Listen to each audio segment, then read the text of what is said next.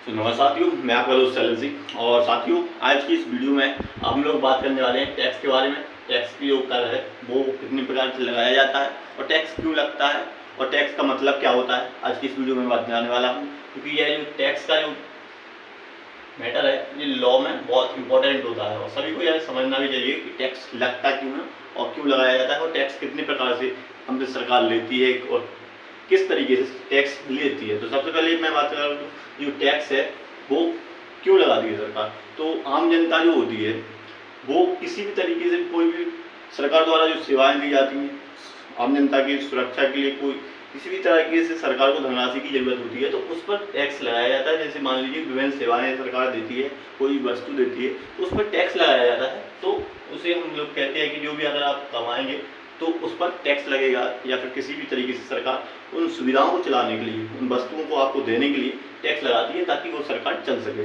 तो उसे हम लोग कह सकते हैं जब आम जनता पर कोई भी सरकार द्वारा विभिन्न सेवाओं या वस्तुओं के लिए उपयोग कोई भी करता है तो उस पर टैक्स लगाया जाता है, टैक्स कहलाता है।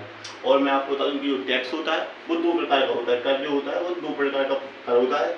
एक अपन को जो होता है वो डायरेक्ट कर होता है, जो डायरेक्ट सरकार लगाती है, और एक होता है इनडायरेक्ट, जो डायरेक्ट रूप से लिया नहीं जाता है, उसे इनडायरेक्ट कहते हैं। जो डायरेक्ट कर होता है वो प्रत्यक्ष कर होता है। वो मैं आपको बता दूं कि प्रत्यक्ष कर जो होता है वह कर जो जिस व्यक्ति पर लगाया जाता है उसी को देना पड़ता है, ना तो वह व्यक्ति ऐसा होता है कि वो कर ट्रांसफर हो जाए उस व्यक्ति से कि दूसरे व्यक्ति से ले लिया जाए, ऐसा कुछ नहीं होता है। जो डायरेक्ट कर वह कर होता है जो जिस व्यक्ति पर लगाया जाता है उसी पर रहता है, वो किसी भी प्रकार से ट्रांसफर नहीं होता है।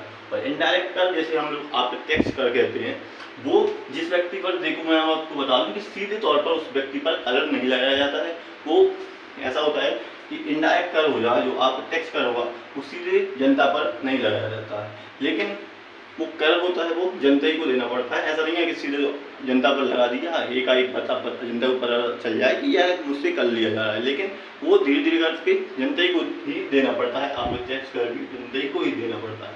तो सबसे पहले बात करते हैं जो डायरेक्ट कर है, जो प्रत्यक्ष कर है, वो कितने प्रकार के होते हैं, कौन कौन से प्रत्यक्ष कर के उदाहरण है। तो सबसे पहले मैं आपको बता दूं जो आय कर है, जो इनकम टैक्स कर कहते हैं हम लोग, वो भी प्रत्यक्ष कर होता है। आय कर जिसे इनकम टैक्स कर कहते हैं वो भी प्रत्यक्ष कर है। उपहार कर प्रत्यक्ष कर में आता है, और भू राजस्व कर भी प्रत्यक्ष कर में आता है। निगम कर प्रत्यक्ष कर में आता है। कृषि कर, संपत्ति कर, मृत्यु कर, व्यवसाय कर, ये 8 कर है जो प्रत्यक्ष कर में होते हैं।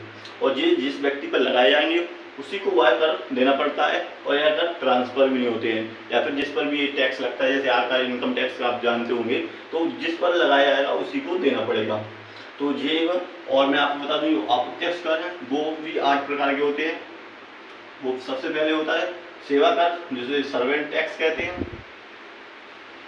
जो सेवा कर होता है जिसे हम लोग सर्विस टैक्स कहते हैं। और दूसरा है टोल टैक्स, जो टोल टैक्स है वो भी दूसरा टोल टैक्स है। तीसरा मनोरंजन कर है। चौथा है स्टाम्प कर है।